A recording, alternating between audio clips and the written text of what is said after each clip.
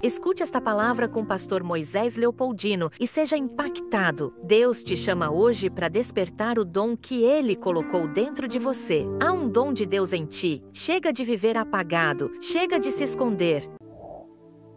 Glória a Deus. Meus queridos irmãos, eu vos saúdo com a paz de nosso Senhor Jesus Cristo. Enquanto os meus irmãos encontram Mateus, capítulo de número 8, eu quero agradecer a Deus pela oportunidade de poder estar aqui com os irmãos, neste momento tão especial, celebrando ao Senhor e também para aprendermos um pouco mais da sua palavra. Minha gratidão a Deus pela vida do meu amigo, pastor Franklin, sua família. Temos acompanhado o progresso, o sucesso, o crescimento sadio desta igreja, a aprovação de Deus sobre vocês. Que tudo isso seja apenas o começo de tudo que Deus ainda vai fazer. Quero agradecer a Deus por estar aqui na subsede pela primeira vez, o pastor Genilson. Cumprimentando o pastor Genilson, cumprimento todos os demais obreiros, pastores e irmãos que fazem parte desta grande família. Posso deixar de citar aqui meu amigo pastor Renato. Deus abençoe, meu amigo. Te abençoe com toda a sorte e bênção. Mateus, capítulo de número 8 e o versículo de número 5. Mateus, capítulo 8 e o versículo de número 5.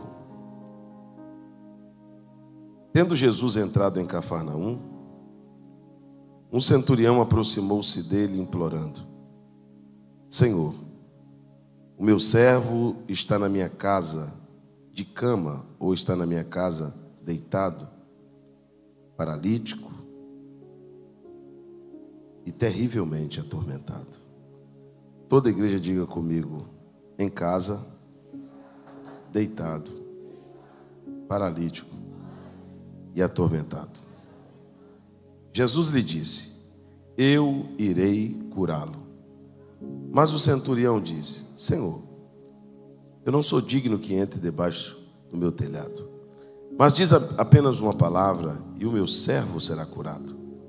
Porque eu também sou homem sujeito à autoridade e eu tenho soldados sob as minhas ordens. E eu digo a este vai e ele, eu digo a este vai e este, eu digo a este vai e ele, e eu digo ao outro vem e ele, e eu digo ao meu servo faze isto e ele. Então diga comigo: vai, vem e faz. Ao ouvir isto, Jesus ficou admirado e disse aos que o acompanhavam: em verdade vos digo que nem mesmo em Israel eu encontrei tanta fé.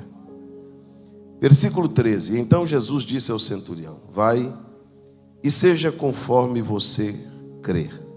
E naquela mesma hora o seu servo ficou curado. Amém. Pode se assentar, meus irmãos. Meus irmãos, quantos desejam ouvir a palavra de Deus? Meus irmãos, Jesus ele andava por todas as partes, fazendo bem a todos, curando os enfermos, repreendendo os demônios e libertando os oprimidos do diabo. Jesus ele era acompanhado de uma grande multidão, que segundo Pedro, essa multidão não só seguia Jesus, esta multidão também apertava e oprimia. Esta multidão que seguia Jesus dia e noite, noite e dia, a ponto de alguns textos dizerem, pastor Franklin, que Jesus não tinha tempo para comer. Em algumas ocasiões, Jesus não tinha tempo para dormir. Esta multidão sufocava Jesus. Chegar perto de Jesus era uma tarefa extremamente difícil, porque as pessoas concorriam uma vaga em volta de Jesus. Então, imagina Jesus, que para chegar perto de Jesus, você era empurrado, chutado, tomava cotovelada, alguém te puxava, porque quem chegou queria estar ali primeiro. E esse centurião, este homem, ele toma conta de uma centúria de soldados. Ele é um homem funcionário de Roma. Ele é um homem que trabalha no alto escalão ele tem uma vida social, ele tem uma vida financeira estabilizada. E esse homem, ele tem um problema diferente da maioria das pessoas da Bíblia, pastor Genilson, que Jesus curou ou libertou. Todas as vezes que nós vamos na Bíblia analisar um texto em que Jesus curou ou libertou alguém, Jesus está, pastor Genilson, curando ou libertando a pessoa que está pedindo ou um parente próximo. Quando você vai ver Bartimeu, grita, grita, grita, grita. Claro que ele tinha que gritar, ele era cego. A mulher do fluxo de sangue, pastor, ela foi engatinhando, sofreu. É claro que ela sofreu. Ou ela sofria para ser curada, ou ela morria. A viúva de Naim chorou, mas chorou pelo filho. A mulher cananeia gritou, Jesus, filho de Davi, mas foi pela filha. Jairo abandonou tudo para buscar Jesus, mas porque tinha uma filha morrendo.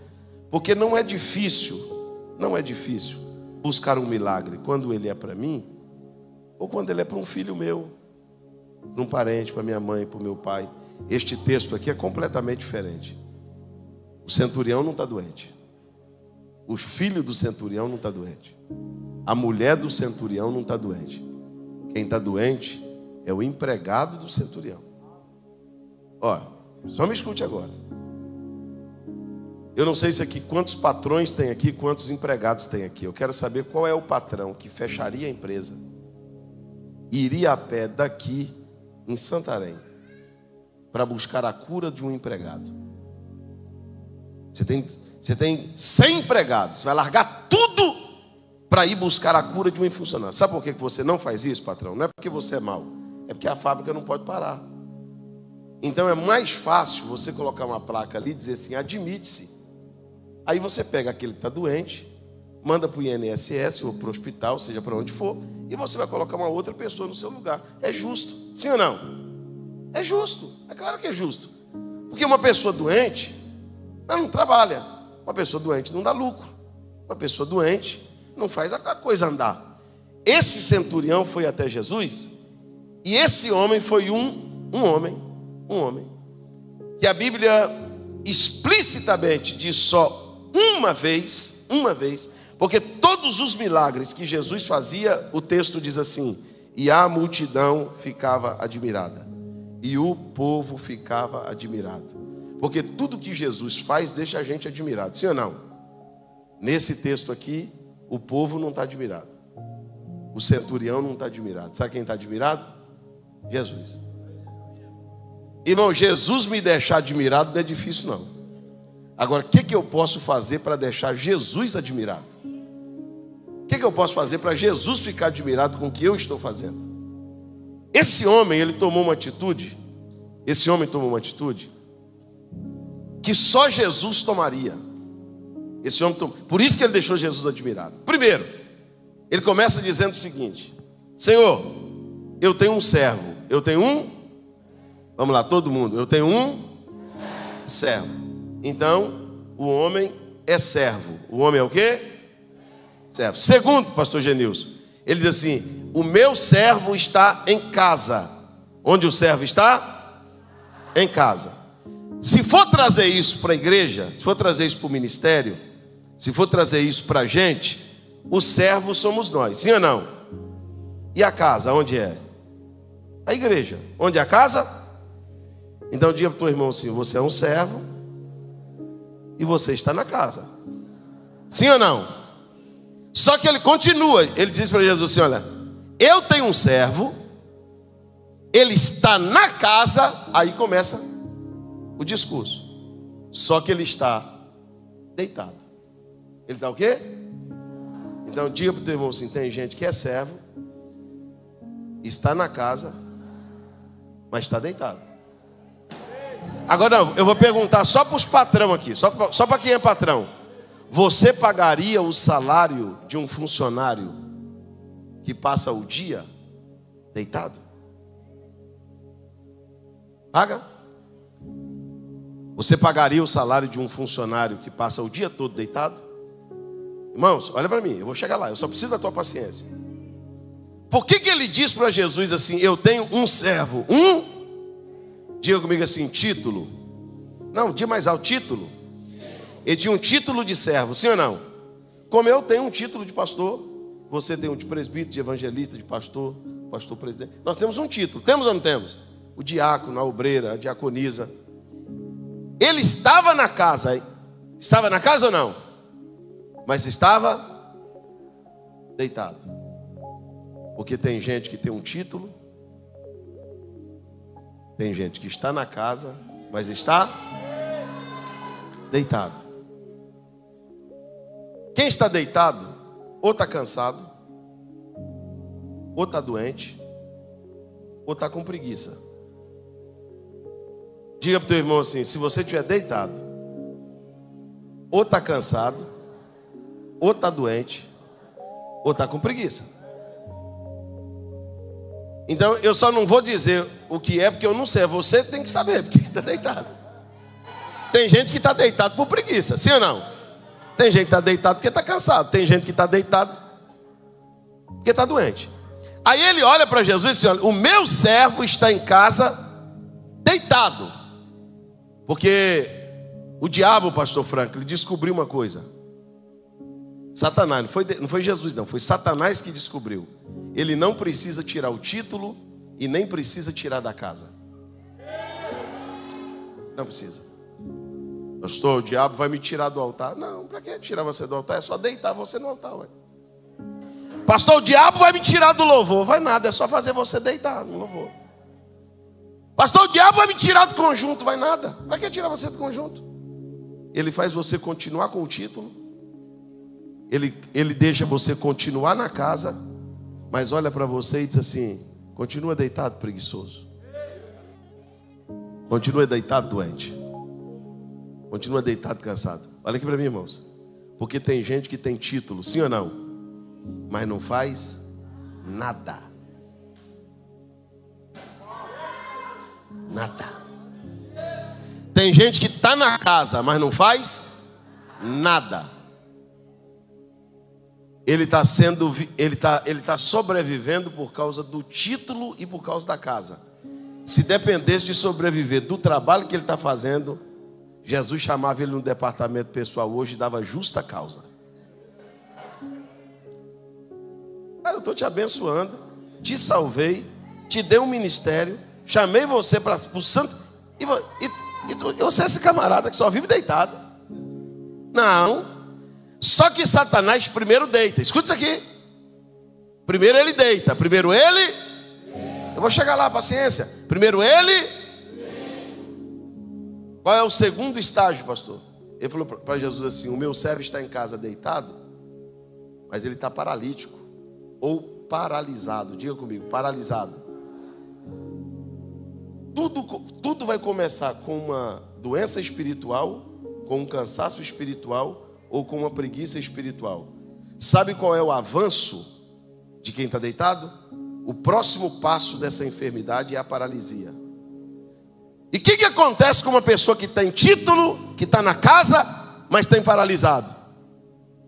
Sabe o que acontece? Ele tem voz, mas não fala. Ele tem pé, mas não anda. Ele tem mão, mas não trabalha. Ele tem ouvido, mas não ouve. Olha para o teu irmão e diga para ele: o diabo não quer te tirar da casa. O diabo quer te paralisar.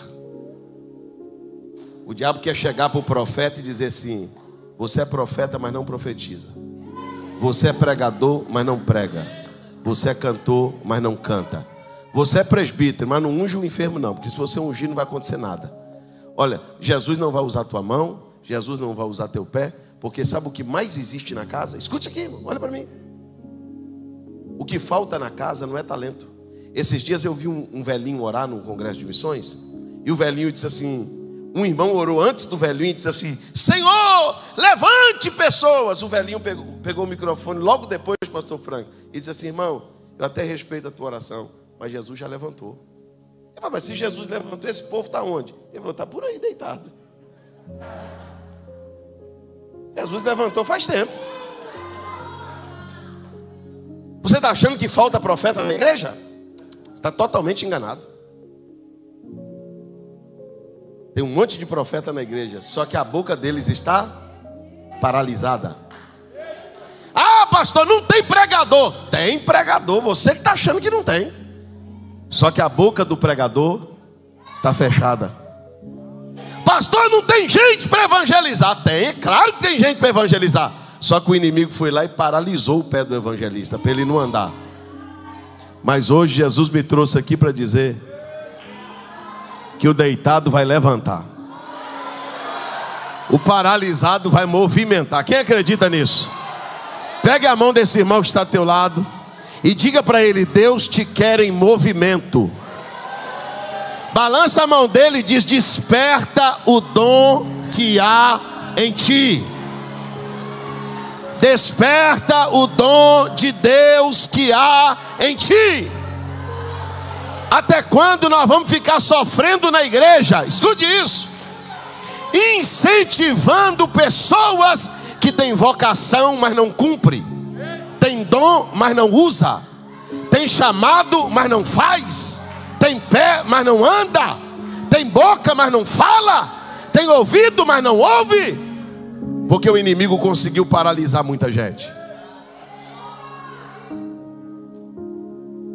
Primeiro, o servo está deitado. O segundo estágio é que ele está paralisado. Ele está o quê? Vocês nunca passaram por isso, não, pastor? De olhar por uma pessoa com um potencial extraordinário, pastor Franca, e olhar para a pessoa assim, sentir aquela compaixão, dizer: um potencial desse, pessoa com uma voz dessa, um chamado desse, está aí encostada, está aí parada, porque o inimigo conseguiu paralisar a pessoa.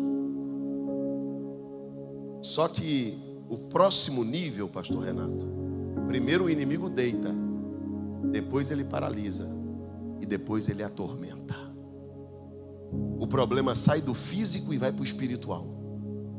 O inimigo começa com uma preguicinha. Prega não, canta não, cantor. Você cantou muito alegre hoje, canta menos, pega leve. Aí você: mesmo, rapaz, eu acho que vai me dar para uma vez assim, eu vou cantar pregador, não dá o teu melhor não, cara. Prega. Aí primeiro você deita. Vou no culto hoje não. Vou orar essa madrugada não. Outro dia eu vou no culto. Primeiro ele vai te deitando. Aí você vai ficando preguiçoso, negligente, omisso. Logo depois que ele consegue te deitar, ele te paralisa. Daqui a pouco seu dom já não evidencia. Sua voz já não sai. Sua perna já não anda. Sua mão já não se move. E daqui a pouco a senhora está aí dizendo: ei, pastor, essa mensagem é para mim, porque Deus me usava. Essa mensagem é para mim, pastor, eu era um instrumento da mão de Deus. Essa mensagem é para mim, porque eu era uma pessoa ativa na obra. Eu era uma pessoa que Deus me chamava, eu estava pronto. Quem sabe o inimigo não conseguiu te paralisar. Agora ele olha para Jesus e diz assim: só que o meu servo, além de estar deitado, além de estar paralisado, ele está terrivelmente atormentado. Ele está o quê? Atormentado. A tormenta não é física, a tormenta é espiritual. Pega uma pessoa da igreja, irmão, escute isso. Pega uma pessoa da igreja que tem tudo para ser um exímio pastor, um exímio evangelista, um exímio diácono. Se Satanás atormentar o casamento dele,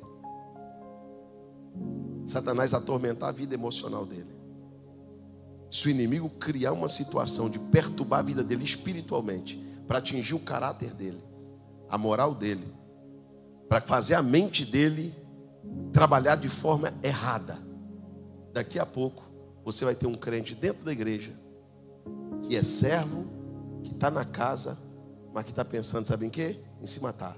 E o outro? Em largar a mulher. E o outro? O outro está pensando que se continuar do jeito que está, ele volta para a maconha, ele volta para o pó. Se continuar do jeito que está, essa mulher continuar me atormentando, pastor, arruma um amante, hein?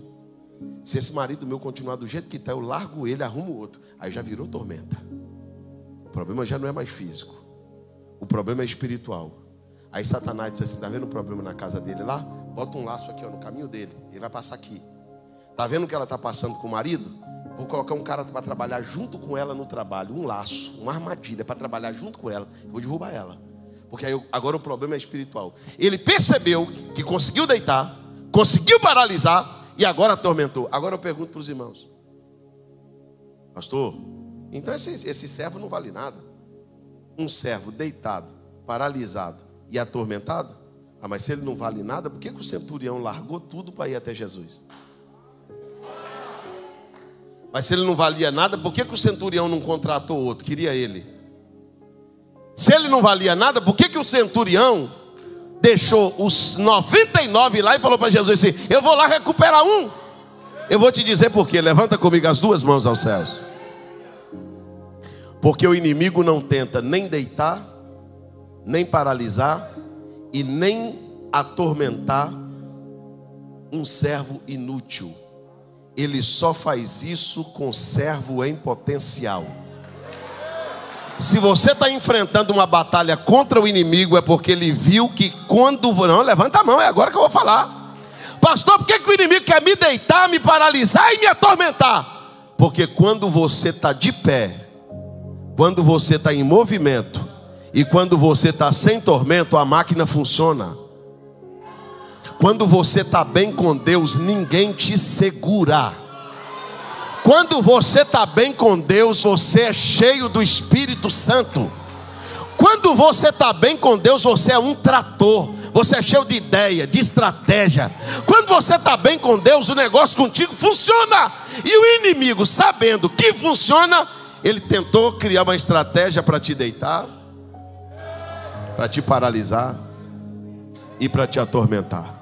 Pega a mão desse irmão que está do teu lado. Você vai liberar uma palavra na vida dele e no ministério dele agora. Diga para ele assim: quem está deitado vai se levantar. Quem está paralisado, balança o braço dele assim, diga assim: vai se movimentar. Não, mano, aproveita desse momento para dizer para ele assim: o inimigo não vai calar tua voz, nem vai parar teus pés, nem vai segurar suas mãos. Não vai. O inimigo não vai conseguir deixar você na cama parado, porque Jesus está dizendo: eu vou te levantar. Se tem alguém que acredita nessa palavra, levante as tuas mãos e dê glória a Deus. Se alguém me perguntasse agora, pastor Genilson, pastor Moisés, o que Jesus vai dar essa noite? Olha para o teu irmão e diga assim: Jesus vai dar alta. Essa noite Jesus vai dar alta. Jesus vai assinar a alta do paciente e vai dizer: levanta, movimenta, a tormenta foi embora, volta a cantar, volta a pregar, volta a evangelizar, volta a profetizar, volta a fazer a obra, volta para o altar. Levanta a tua mão e dá glória a Deus. Deus não vai deixar você nesta situação. Agora,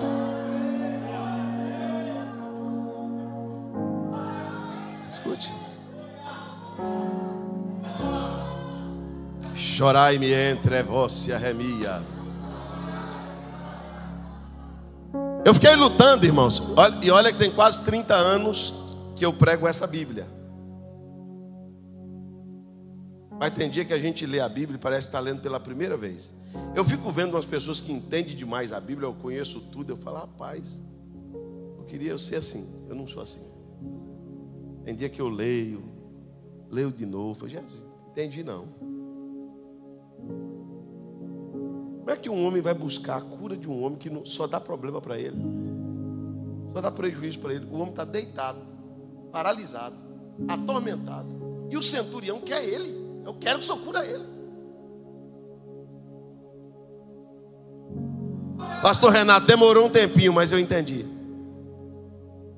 Jesus disse assim: sabe por que o centurião foi buscar a cura dele, meu filho? Porque aquele homem deitou, paralisou e ficou atormentado. Mas aquele homem estava assim, ele não era assim. Você consegue dizer para o irmão assim: você está assim, mas você não é assim. Você não é assim. Você pode estar. Quando o centurião olhava para a cama e via aquele homem deitado, homem de Deus, e alguém chegava para ele dizendo assim: rapaz, dá as contas para esse cara, amarra o gancho desse cara, manda esse cara embora, esse cara está te dando prejuízo.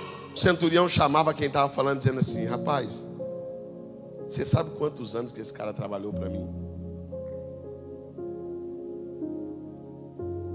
Esse cara me ajudou a ser o centurião que eu sou hoje. Esse cara está aí deitado hoje, mas quando esse cara estava bem, ele fez para mim coisa que muita gente que está bem hoje não fez. Posso te dar uma notícia? Se Jesus olhasse só para o hoje, talvez ele riscasse o nosso nome do livro da vida. Mas o escritor aos Hebreus diz que Deus não é injusto para se esquecer. Jesus olha para uma mulher que não está cantando, eu só vejo uma mulher covarde. Jesus diz assim, ela não está cantando hoje, mas ela cantou 20 anos. Jesus, mas ele não está pregando. É, meu filho, ele não está pregando esse ano. Mas o ano passado ele pregou. O ano retrasado ele pregou. Eu não posso esquecer do que ele fez. E por que o senhor não manda ele embora? Jesus disse, porque eu prefiro restauração do que substituição. Levanta comigo as duas mãos aos céus. Jesus trabalha com reciclagem. Jesus não trabalha com lixeira. Jesus não joga no lixo quem deitou. Jesus não joga no lixo quem está paralisado. Jesus não joga na lata do lixo quem está atormentado. Sabe o que Jesus faz? Jesus cria uma situação para levantar ele de novo, para dar saúde a ele de novo. Quem acredita que alguém vai se levantar e o nome do Senhor vai ser glorificado? Se essa palavra falou com você, compartilhe com alguém que precisa ouvir. Deixe um comentário ou seu pedido de oração. Estamos juntos em fé. Permaneça firme, porque Deus é contigo. E não se esqueça de curtir e se inscrever. Isso é essencial para que essa mensagem alcance ainda mais vidas. Deus te abençoe poderosamente.